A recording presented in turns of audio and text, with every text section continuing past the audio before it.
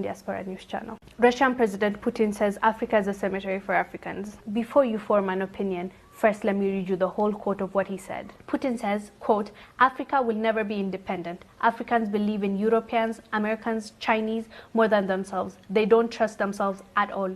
A white man will commit crime in Africa, but no action will be taken because Africa authorities view us as semi-gods. Far from the truth, a black man can be abducted in Europe, get harassed, or even killed, but no African authority will question. Africans present themselves as weak people with no hope, especially when dealing with Europeans and Americans. They are their own enemies. They hate each other, and that gives their colonial masters power to continue exploiting African resources. When an African becomes rich, his bank accounts are in Switzerland. He travels to France for medical treatment. He invests in Germany. He buys from Dubai. He consumes Chinese. He prays in Rome and Mecca. His children stay in Europe. He travels to Canada, USA, Europe for tourism. If he dies, he will be buried in his native country of Africa. Africa is just a cemetery for Africans. How could a cemetery be developed? Putin asks.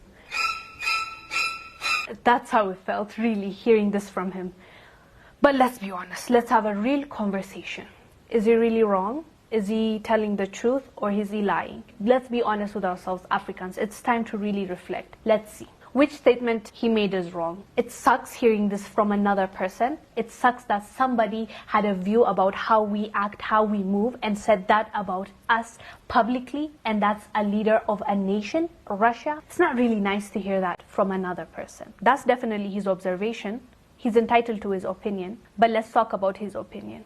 Is it really wrong? His opinion is formed from what he saw. Let's be true to ourselves. Let's be honest with each other. It's sad. It's really sad.